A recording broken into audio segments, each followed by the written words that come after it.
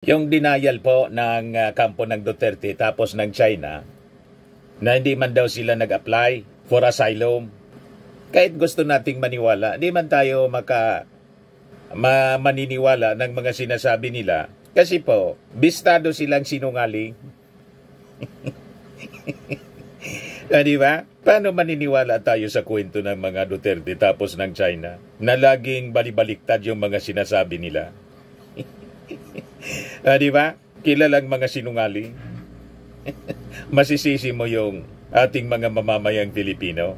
Pero yung mga sinungaling, siyang kinampihan ni Amy Marcos, yan ang nakakalungkot. Pinagpalit yung kapatid sa kaibigan. Ito naman po yung bago naming product na binibenta online. Eye Glow Serum, whitening po siya. Tingnan ninyo yung epekto sa aking anak na architect before and now. Yung mga inquiries po ninyo, dumiretso na lang kayo sa kanyang Facebook account, Riz Maravillas. Right now mga kababayan, si Senator Amy Marcos na umalis na sa alyansa ng Bagong Pilipinas, nagpa-emergency press con sa Senado ngayon para ilatag yung initial investigation ng kanyang committee in relation doon sa pagkakaaresto kay dating Pangulong Digong na yun ang naging dahilan kung bakit kumalas siya, mga kababayan, as bilang parte po ng alyansa. Tinalikuran yung kanyang kapatid, pinagpalit kay Digong. O ngayon, pakinggan natin kung ano yung sinasabi niya dito. Sabi ito yung initial findings nila ng kanyang committee sa investigasyon sa pag-surrender ng ating gobyerno sa Interpol sa kanyang kaibigan na si Digong. And finally, ngayon po ay nasa dahig. Nakakulong mga kababayan doon sa detention cell ng ICC. So ito po mga kababayan, pakinggan natin si Amy Marcos. Ang taas. Ayan po. Magandang umaga po sa inyong lahat at maraming salamat sa pakikilahok ninyo sa aming patawag na press con dahil sa araw na ito, nais kong magbigay ng preliminary report tungkol sa hearing nung nakaraang linggo pagkat napakaraming nakinig at marami ring katanungan para magbigay ng liwanag at maklaro yung ibang bagay-bagay. Nais kong magbigay ng dalawang dokumento ngayon.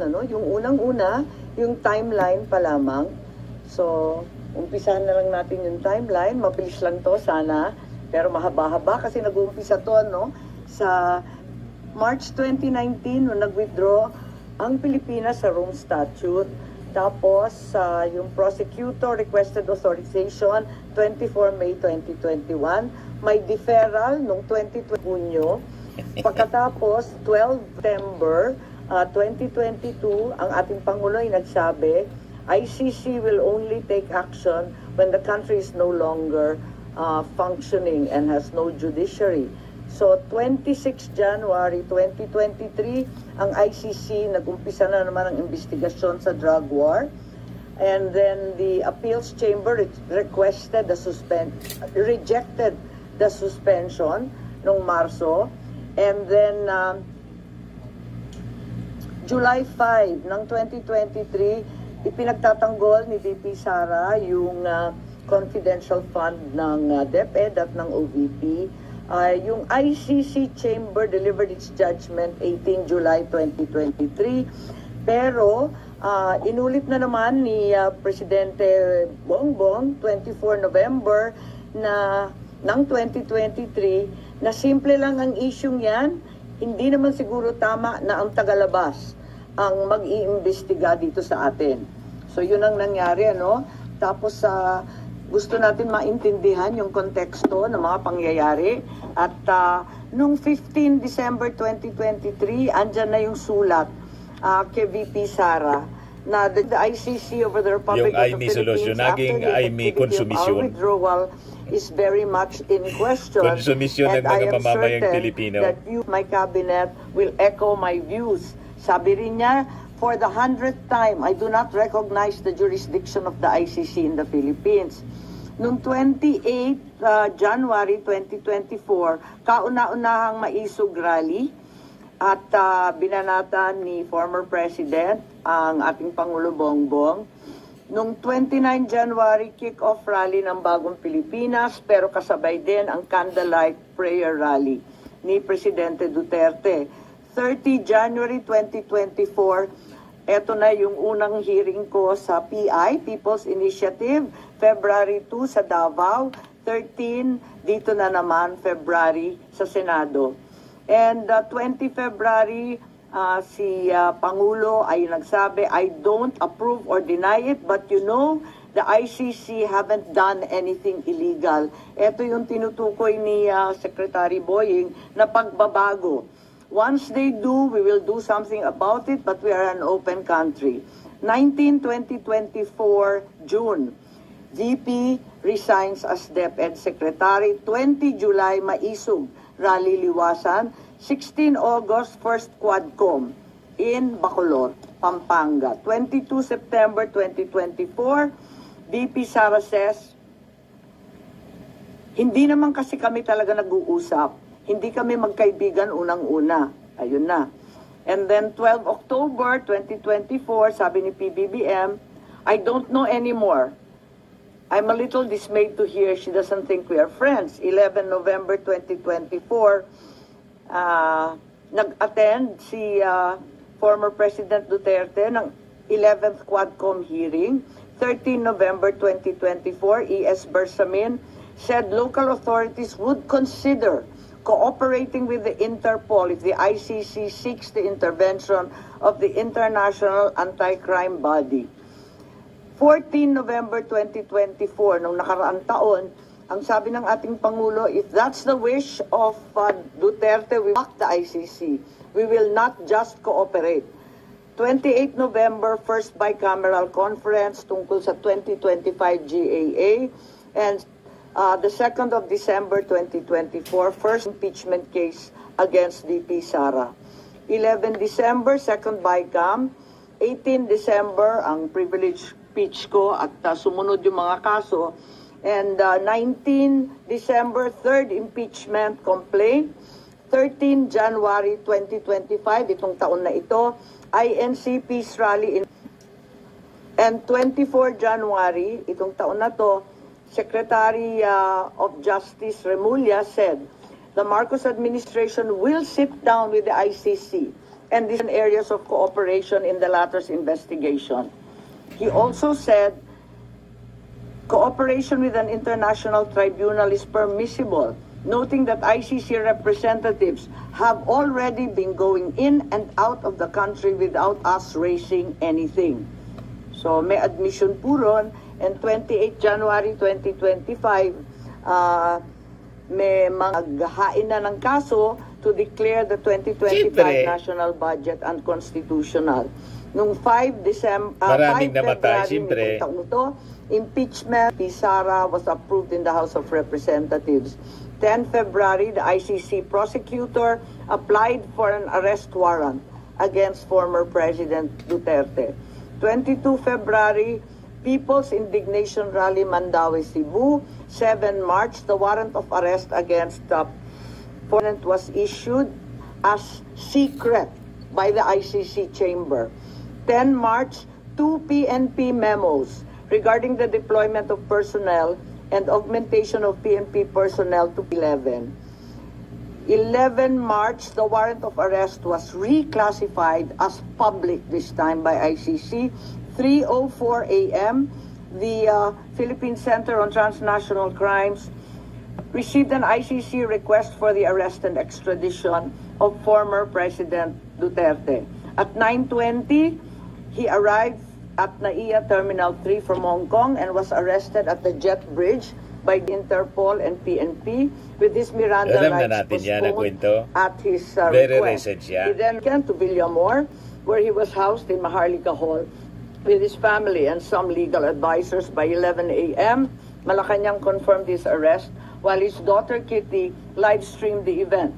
By 11:03, Duterte was flown out of the country on a chartered flight to Dubai and Rotterdam, Netherlands, as President Marcos held a press briefing on the arrest. 12 March 2025, DOJ Prosecutor General Fadulion issued a certification, bago po to, nahanap lang namin to, that President arrested on 12 March 2025, approximately 11:44 a.m. May problema ako sa datos nito kasi bakit one day later? The custodial state has determined to deliver Rodrigo Roa Duterte to the ICC in accordance with Article 59.4 of the Rome Statute. And in accordance with Article 59.7, the arrested individual shall be transported to The Hague and placed in the custody of the International Criminal Court. 13 March, during an interview with Pinky Webb, Interior Secretary John Vic Remulla revealed that Duterte's arrest was a group effort involving National Security Advisor Anyo, Defense Secretary Chodoro, the President, with Anyo playing a key intelligence role in monitoring Duterte's travel. On 20 March, we had the hearing here in the Senate. The highlights of the hearing were the denial of Anyo of any involvement in the arrest, and John Vic, SILG Remulyo denied planning and said that the group effort pertained only to chismis. PCTC said the Interpol issued a diffusion, not a red notice, and Justice Secretary Remulla claimed that ICC has jurisdiction over individuals and crimes despite the withdrawal of the Philippines from the Rome Statute because international humanitarian law is already customary law. Of course, we are all aware that this is not applicable, being solely limited to war crimes. In the meantime, PNP General claimed that in expediting President Duterte to the ICC was trying to comply with the time period set forth in Article 125 of the Revised Penal Code, which applies only to warrantless arrest. A 24 Horas report revealed that Philippine authorities had planned Duterte's arrest since January under Oplan Tugis by the PNP-CIDG, and that Duterte sought asylum in China, but this was later denied by all parties. On the same day, DILG Secretary Remulla denied involvement in the arrest, stating he was unaware of any core group behind it and only learned of the Interpol red notice on the day of Duterte's detention. Yung denial po ng kampo ng Duterte tapos ng China na hindi man daw sila nag-apply for asylum. Kahit gusto nating maniwala, hindi man tayo maniniwala ng mga sinasabi nila kasi po, bistado silang sinungaling. Di ba? Paano maniniwala tayo sa kwento ng mga Duterte tapos ng China na laging balibaliktad yung mga sinasabi nila? Di ba? Kilalang mga sinungaling. Masisisi mo yung ating mga mamamayang Pilipino. Pero yung mga sinungaling, siyang kinampihan ni Amy Marcos, yan ang nakakalungkot. Pinagpalit yung kapatid sa kaibigan. Galit na galit siya mga Marcos supporters. I-judge nila si Amy Marcos. Hindi na siya pumasok sa latest survey po, sa Magic 12. Balikan natin si Amy Marcos. So, as far as the investigation goes, this is the timeline and we're happy to share it with you. In the meantime, I'd like to read the preliminary findings following last week's investigation and public hearing. Number 1, the Philippines had no legal obligation to arrest former President Rodrigo Roa Duterte and turn him over to the International Criminal Court. What was received was only a diffusion notice, not verified or approved by the Interpol Secretariat. No verification by the Interpol whether the request complied with Article 3 of their Constitution, forbidding Interpol from undertaking any intervention or activities of a political, military, religious, or racial character. Under the terms of the diffusion notice, there was no obligation on the part of the Philippines to our former President Rodrigo Roa Duterte to the ICC, absent any request for extradition or request for surrender. Under Article 92 of the Rome Statute, a provisional arrest is followed by a request for surrender. There is also no indication that the ICC even requested for the surrender of former President after his provisional arrest. There is likewise no indication that the ICC requested extradition after the arrest. Finally, the argument of Secretary of Justice Remulla is deeply flawed, inasmuch as international humanitarian law, customary law, cannot apply. He is accused of crimes against humanity, not war crimes. IHL refers to war crimes. Procedural administrative matters such as court processes do not become part of customary international law. IHL is international Hindi daw war crimes. War on drugs nga. Ang tawag ni Digong, war on drugs. Di ba? Giyera kontra sa droga. Ang daming namatay. O ano yon? Di ba? Kaya nga po, mamaya ibigay ko sa inyo yung sinabi ng mga legal experts. Kasi si Amy Marcos, unang-una, nag-law siya sa UP, pero hindi man siya nakagraduate. O di ba? Sinong paniniwalaan natin? Si Amy Marcos o yung mga law experts? International and local law experts? Balikan natin muna. Customary law, but the jurisdiction of ICC cannot be considered customary under IHL. The second finding, the Philippine government decided to assist the ICC to arrest the former president. The administration already started preparations prior to March 11. The PNP mobilized units on March 10. The National Security Advisor, Anyo, was already tracking the former president's camp before the arrest. Even before the ICC prosecutor applied for a warrant of arrest, there was already statements by key executive officials that the administration will cooperate if the ICC courses the request through Interpol to arrest the former president. Finally, the claim of the Department of Interior and Local Government Secretary John Vic Remulla that the supposed group effort was only based on rumor is incredible. This attempt to cover up what was already aired on media and what had to pass was an indication of a comprehensive plan to arrest the former president, or in place even before the date indicated in the ICC warrant of March 11. Finally, my third preliminary finding was that there were glaring violations of the rights of the former president. The constitutional safeguards guaranteeing liberty and due process of law. May gal si Amy Marcos na pag-usapan yung constitutional rights ni Digong, pero silent siya doon sa constitutional rights, the right to life in due process ng more than 30,000 na mga biktima ng tukang AJK. Kaya sigurado, malamang sa malamang, laglag si Amy Marcos sa pagkasenador.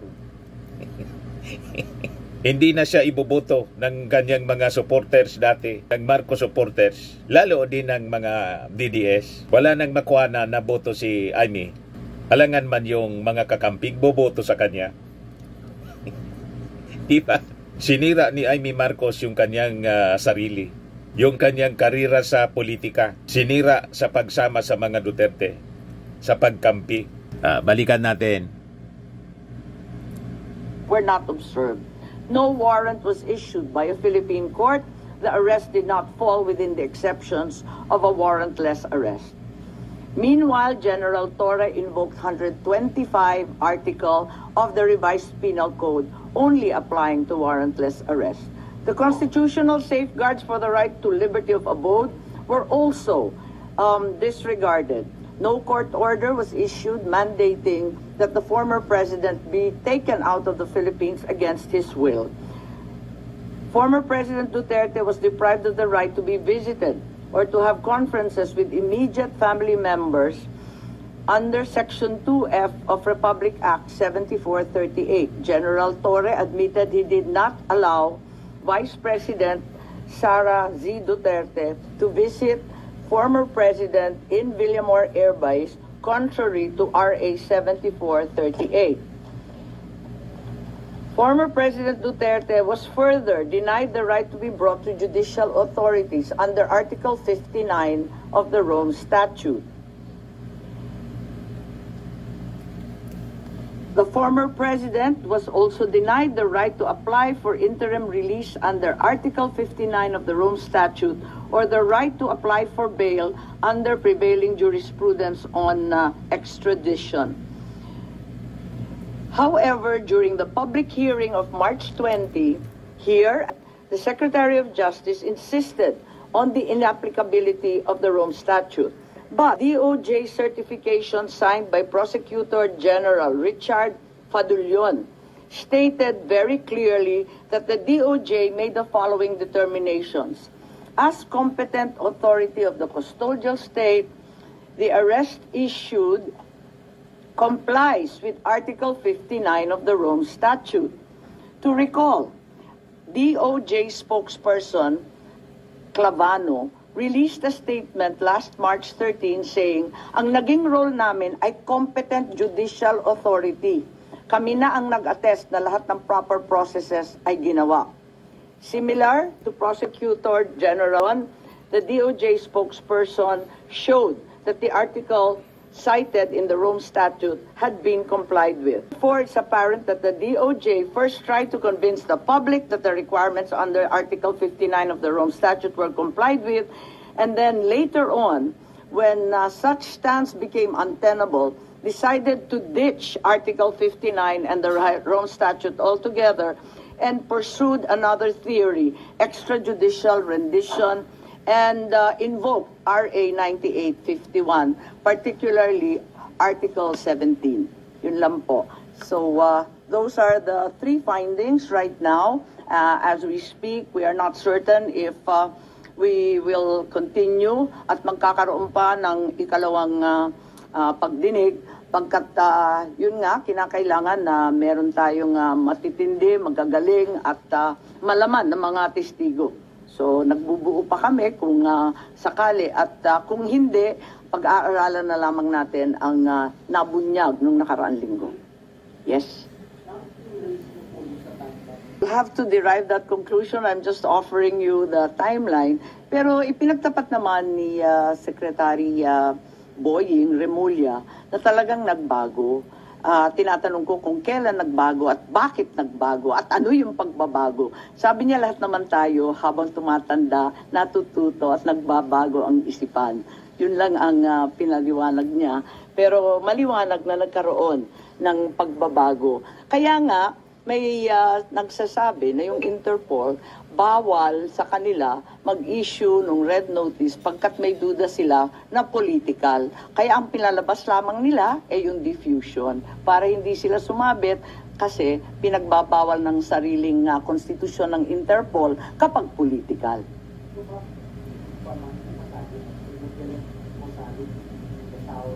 Paulit-ulit sinasabi ni Secretary Boying Remulla na may konteksto ang lahat.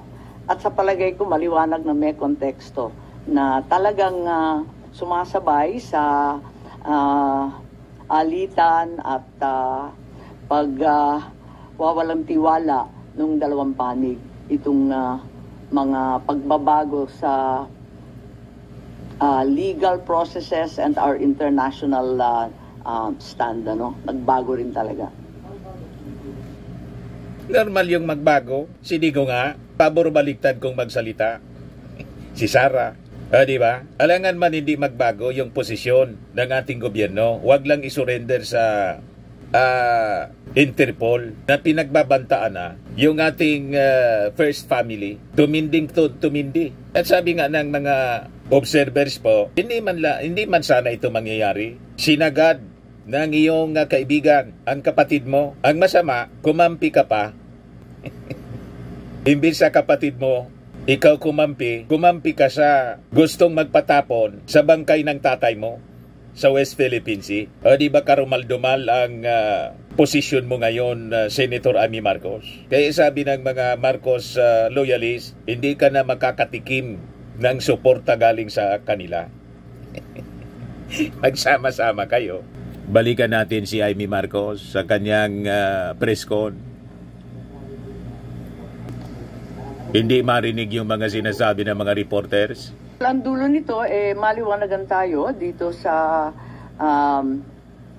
ICC, yung iba nagsasabi na baka dapat ibalik na naman sa NBI at wag daw sa Philippine Center for Transnational Crime ang ugnayan sa Interpol. So may mga recommendations in policy, yun naman talaga ang ating pakay in aid of legislation. At alam din natin na hindi pa tapos to kasi may mga warrant pa na ilalabas. Alam natin na may 5 ng narinig tayo na laman nung ikalawang warrant na mula sa ICC. Kung tama ba ang proseso or kung hindi tama ang proseso, hindi na dapat maulit. So, importante yon. At syempre, yung mga OFW natin na nasa ibang bansa, nanganganib talaga at natatakot kung dito mismo sa sariling bansa, natatangay ang isang dating Pangulo na may edad na at may sakit. Paano pa raw sila? Kaya nais nilang malaman kung ganon na pinaglalaban natin yung mga na maswerte nga si Digong. Buhay pa siya. Hindi siya natukang kasi walang tukang na policy sa administrasyon ng inyong kapatid. Kaya malabo yung mga sinasabi po ninyo na dapat matakot. Ang nakakatakot kung umupo si Sara kasi kahit yung Pangulo na kapatid mo pinagbantaan na ipapapatay. Di ba? Ibaliktad itong sinasabi ni Amy Marcos. Wisyo, nako-convict pa sa ibang bansa, pinaglalaban natin na makauwi. Paano ba ang sitwasyon ni Presidente? Ngayon, isa pa, medyo marami pong galit at nananawagan sa akin at tinetext ako, sinong mananagot dito sa nangyari? Kasi hindi naman po pwede na nakalusot ng basta. Kasi sinabi ko naman na talagang sa patuloy nilang pagbabanggit ng executive privilege, sub judice, ng national security, talagang parang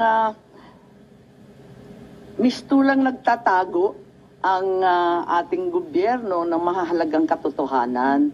At hindi ko talaga matanggap, kaya't kinakailangan malaman natin at hayaan na lamang ako na malaya na magsiyasat para malaman ng taong bayan ano nga talaga ang mga pangyayari, kung may nalabag na batas at kung ano ang pagbabago or bagong legislasyon na kinakailangan.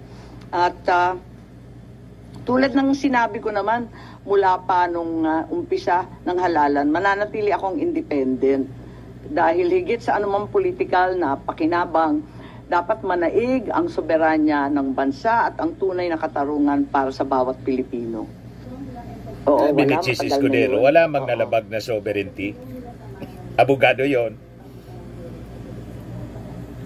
Parang ganun ang lumalabas na hindi ko naman maintindihan pagkat para sa akin, masyadong naging emosyonal, galit at taranta ang taong bayan. At nakita naman natin naglabasan sa kalsada, nag-iiyakan, nagpoprotesta. Imbis na mga DDS man lang ang nag-iiyakan kasi yung mayabang nilang leader, kinaladkad na po ng Interpol at nando na sa ICC. Matapos nilang insultuhin, balahurain yung kapatid mo mismo, pagtawanan ang administrasyon ngayon, may katapat yung kanilang kapalaluan. O ngayon, nag-iyakan sila. O di ba? Ganun yun eh. Nasobrahan eh. Balikan natin si Amy Marcos. Lumala pa itong sitwasyon na to. Minarapat ko na alamin kung ano talaga ang nangyayari para kumalma tayong lahat at maanalisa kung ano talaga ang nangyari. Kaya lang, eto nga, hindi ko naman intensyon na anti-administration yung hearing. As a matter of fact, kung maaalala ninyo, halos lahat ng testigo galing gobyerno. Asa ka pa? Napakalinaw na anti-administration ka na? Lahat ng mga sinasabi, policy ng ating Pangulong Bongbong na kapatid po ninyo, kinukontra ninyo. You see? Pero wala ka man lang sinasabing kontra sa mga pambabalahura ng mga DDS, lalo na ni Sara at saka ni dating Pangulong Digong. Sinaway mo lang ba? Sinaway mo man lang ba? Di ba hindi? Kahit yung gusto ng ipapatay yung kapatid mo, si Lisa Marcos, pati si Martin Romualdez. Halata tuloy, nagalit ka kay Lisa at saka kay Martin Romualdez.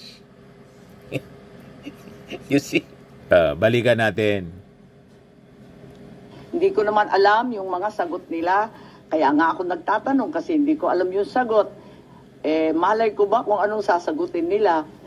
Nung hindi sila magkasundo at hindi tumutugma yung mga sagot nila, hindi maganda yung itsura ng pamahalaan, nagalit yata sa akin na nabunyag yun sa aking hearing. Po. Hindi, matagal na kami hindi masyado nag-uusap, maraming humaharang, matagal na, oo. Nakikita ko lang pag public events, oo. At saka mabilis lang yon, maraming tao, ganun.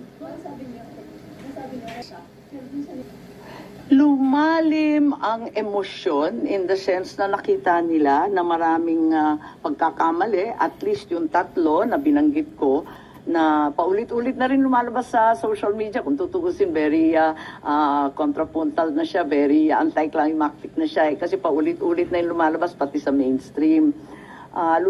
Lumalalim ang ating kaalaman at mas lalo tayong nagagalit kasi labis-labis na ang dagok sa ating soberanya. At nababalitaan natin, labas-masok ang Amerika. Kahit hindi EDCA sites, ang katutak pa daw na Typhoon missiles ang pinapasok. Labas-masok din ang China sa ating karagatan at sa West Philippine Sea.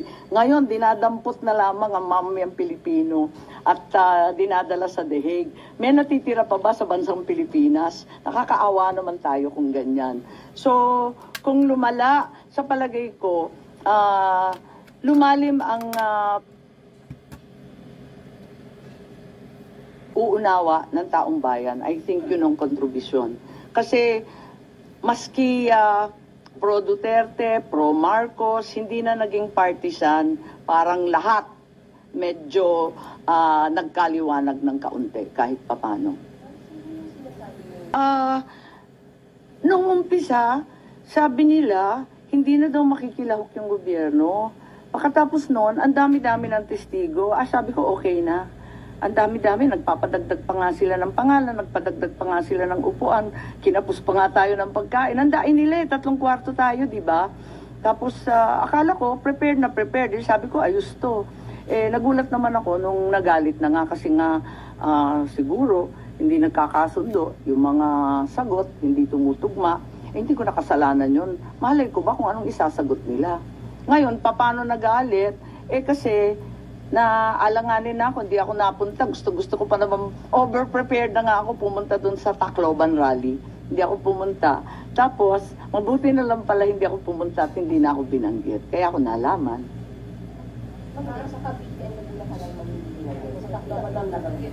Ganun. Mali. O di... Ban? Ay, ganun. Hindi ko na maalala. Sa totoo lang, hindi ko masyadong tinututukan yung kampanya. Nandito ako sa investigasyon. Parang naisang tabi na, nakatutok talaga ako dito. Wala na, kahit mangampanya ka pa mag-isa, sino ikakampanya mo? Alam na hindi ka na seryoso mangampanya. Kasi unang-una, ilaglaglag ka ng mga Marcos supporters. Ilaglaglag ka ng DDS. Alangan man iboto ka ng kakamping. So, klarado kasi na wala ka ng pag-asa. Sa latest survey, wala ka na sa Magic 12, sa SWS. Ayan rank 12 to 14. Talo na siya ni Kiko Pangilinan, ni Bam Aquino. O ang pang-12, si Camille Villar. Si Amy Marcos, 12, 13, 14. Pang-15 na po.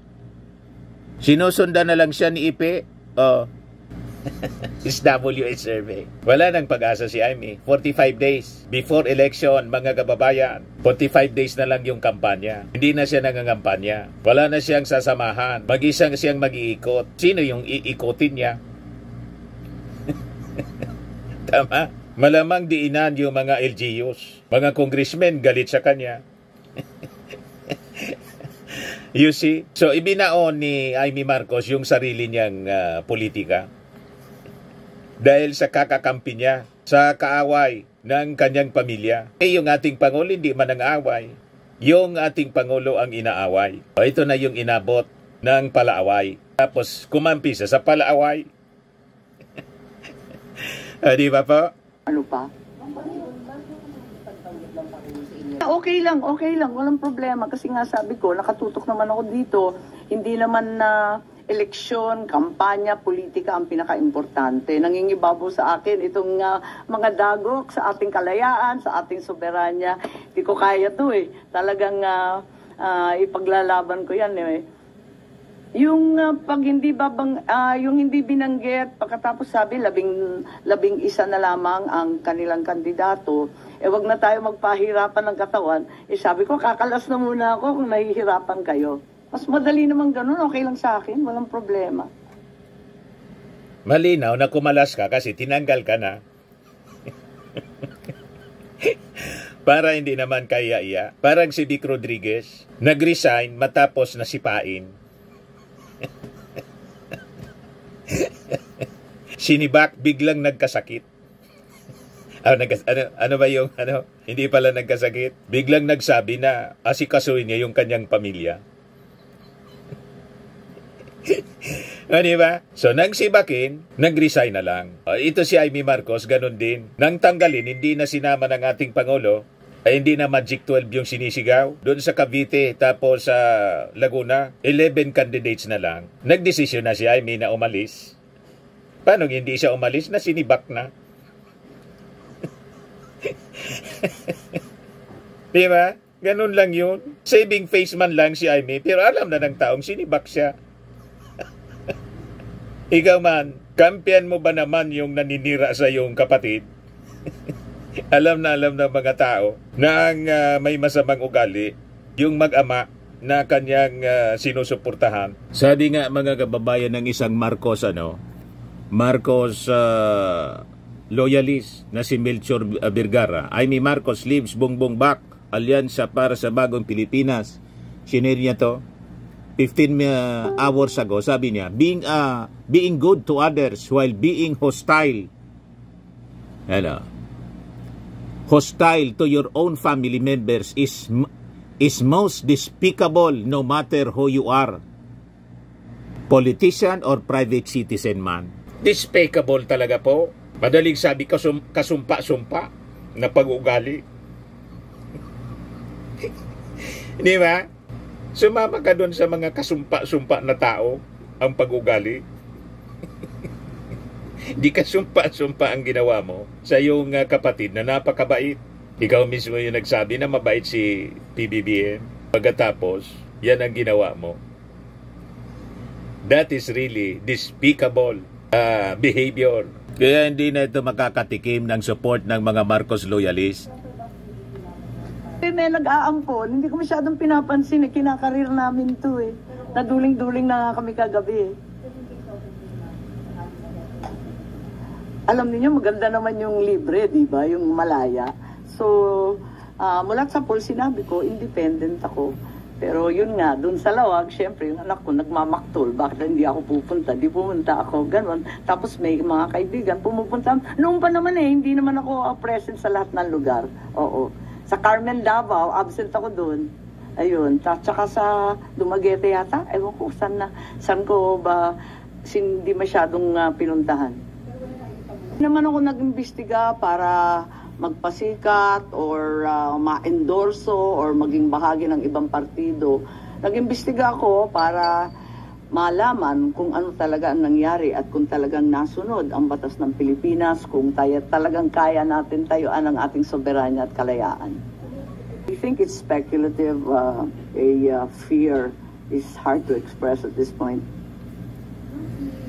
Kung nga maintang ulo nila kay Johnny. At ako, nararamdaman ko ang paghihimutok ng ating mga OFW. Ramdam na ramdam ko. Kaya nga, mahalaga itong pagsisiyasat para una, malaman natin kung karapat-dapat ba ang nangyari kay Presidente Duterte at kung sakali maiuwi pa ba natin yan. Ikalawa, kung ano ang magagawa natin para sa mga OFW natin na napipinsala o di kaya na paghahatulan doon sa ibang bansa.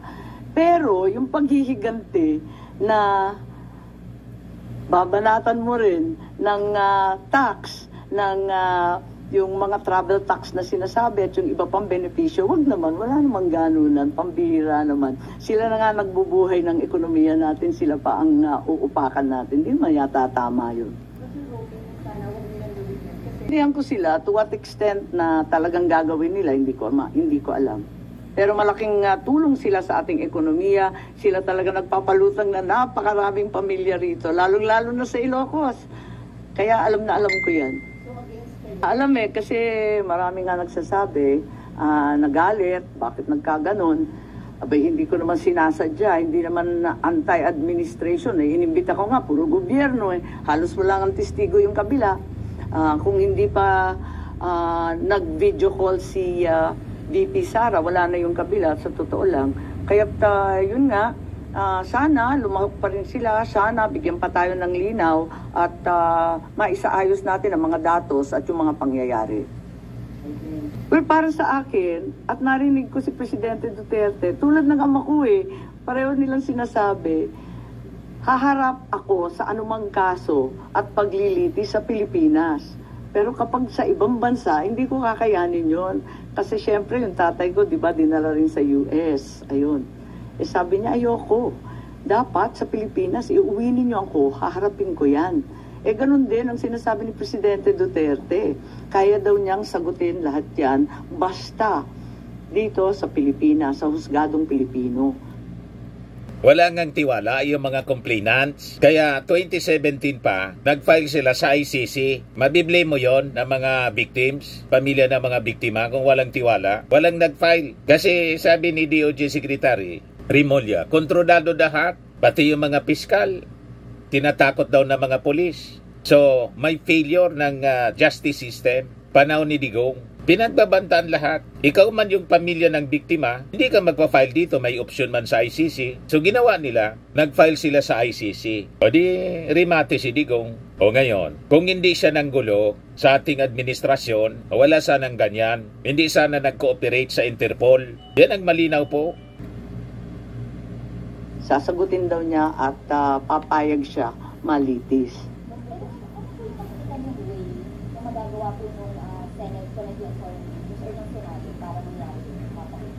Ako yung abogado niya So, ang nagagawa lang ng Senado in aid of legislation, oversight, kung ginampanan ba ng lahat ng ahensya ang trabaho nila, lahat ng tungkulin ba, ang karapatan pang tao ba na ibigay, lahat yun. At kung kinakailangan, papalitan ba natin ang sistema ng ICC, Interpol, ng Philippine Transnational Crime at saka nung RA 9851, yung extradition treaty na pagkaluma-luma, sinulat pa ng tatay ko. Maraming batas kasi na palibot dyan Happy birthday, matindi rin yung umabot sa 80 years old at sana makauwi na siya. At higit sa lahat, syempre, gusto kong pumunta sa The Hague. Kung papayagan ako, dadalhin ko yung cheque na 10,000 pesos. Kasi expanded centenarians, qualified na siya. 80 anyos na. Hero lang. Wala lang. Kasi di ba ako nagpasa ng bill na yon, kaya nagbibiro ako, pwede na pala ito. Wala. Sabi naman ni Presidente Duterte, wag na kayo pupunta rito Kung hindi rin nyo balak ako samahan sa loob ng selda, wag na. At hindi rin tayo magkikita. Tama. May urgency talaga kasi alam nga natin may second, may third warrant pa raw. Kaya kinakailangan mabunyag na lahat ng pagkakamali at wag na kailanman maulit. At kung kinakailangan paltan yung polisiya, yung batas, tignan na natin at magkasundo tayo para maiwas to. Mahirap pa mag-conclude ng ganon. Pero kayo na ang humatol. Yung mga sinauna, yung timeline nga, ang aga nag-umpisa, di ba? 2017, 2018, kulang pa nga yan. Kasi hinabahaba niyan Kulang pa nga Nag-umpisa tayo 2019 na, withdrawal from the ICC. Actually, mas maaga pa yan Kasi, di ba, nag-umpisa sa preliminary investigations at yung pagbabala nila, napupunta sila rito. Kung nandito, lagi naman akong manang, hindi naman ako nagbabago kailanman, At mula pa nung bata kami, parati naman siyang pinagbibili ng tatay ko na alalayan. Ang problema, hindi ko na magampanan. At maraming humaharang, hindi nakikinig, hindi ko alam. You're saddened. Of it's not the ideal situation at all. Siguro. Independent lang, mahirap pumanig eh. Nung umpisa pa lamang ng election, no, nung October pa lang, sinabi ko na mag-independent ako. May partido ako kasi NP ako, pero ayokong pumanig sa isang grupo laban sa kabilang grupo. May masamang pakiramdam ako siguro nung October pa na mauuwi ito sa Bardagulan. Hindi ko alam na mauuwi sa ano bang tawag dyan, sa pagtangay ng isang dating Pangulo sa ibang bansa. Mas malala ang nangyari kesa sa inaakala ko. Dyan sa pagtangay ng isang dating Pangulo sa ibang mas malala ang nangyari kesa sa inaakala ko. Kinakabahan ako kasi ang tao hirap, ang tataas ng presyo, hindi natin natututukan at imbes na yung problema ng mamayan ang pinag-aabalahan, nauuwi tayo sa sobrang daming politika yata. Ang politika, ginagawa ng barkada mong si Digong. Ang kapatid mo, sige lang ang trabaho. Pati si Martin, pati si Lisa Marcos. Sige lang trabaho ng gobyerno. Si Sara, hindi man magtrabaho. Sayang pa sweldo eh. Nanggugulo pa. Hindi na nga magtrabaho. Nanggugulo pa. Yan ang problema eh. Yung Bardagulan, maling term yun. Ang nakikipagbardagulan, yung mga Duterte man lang. Binabanatan yung walang tigil. Alangan man, hindi sagutin. Kaya sinasagot na, ngayon pa lang sumasagot. Kaya nag-reorganize sa PCO. O di may sumasagot na araw-araw sa mga paninira nila. Kung hindi nanira yan na barkada mo, na kinampihan mo, wala sanang problema. Nag-ambisyon ka agad. Alam namin yung punot dulo niyan. Gustong maging presidente ni Sara nang mas maaga. Ayaw patapusin si PBBM. Inappoint niya yung sarili niya as designated survivor. Nagsimula doon sa inintensyonan si Martin Romualdez ni GMA. Ganon. Alangan man matulog man lang matulog lang si Martin at saka yung kapatid mo. Hindi pa tapusin. 2 years pa lang, pinag-intensyonan na. Yun ang malinaw. Ito yung paliwanag ng isang matinong abogado, si Father Ranilio Aquino. Sabi ni Father Ranilio Aquino, Law Dean ng San Beda College of Law, Duterte arrest legal. Maliwanagan niya yung batas. Our domestic legal framework recognizes international jurisdiction in cases of crimes against humanity. Sabi po ni Attorney and Father Aquino, who is also a columnist for the Manila Times. Sabi niya, Duterte's arrest is not a matter of political persecution. It is a matter of justice and adherence to our legal commitments. Aquino pointed to 2 key legal foundations supporting Duterte's arrest and extradition to the Netherlands for trial. Unaan niya, he cited the Philippines' accession to the International Criminal Court or ICC in 2011. Under Article 127 niya of the Rome Statute, a country remains obligated to cooperate with ongoing cases that fall under the court's jurisdiction even after withdrawal. The Philippines formally exited in the ICC noong 2019. But Aquino emphasized that this does not absolve the country from its prior commitments. Self-serving po yung ginawa ni Digong para hindi siya mahabol. Yun ang akala niya, nagkamali siya. Nahabol pa rin. You see, he said that this provision supports Duterte's arrest and potential extradition. He also dismissed claims that the case was politically driven, calling such allegation a distraction from the real issue. This is not about political maneuvering, anya. This is about answering for the extrajudicial killings and the thousands of lives lost during the war on drugs. No one is above the law, not even a former president. Aquino urged the public to exercise caution, emphasizing the importance of responsible expression.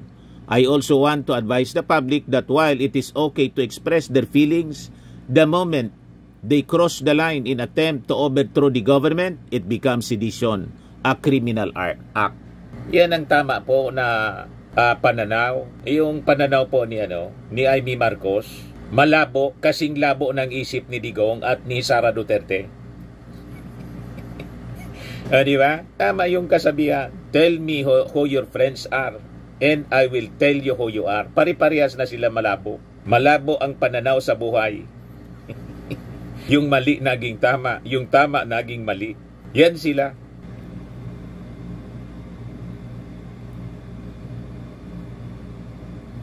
Itong ating programa mga kababayan, atid sa inyo nitong ating mga sponsors. Fairmax Firming and Lifting Cream.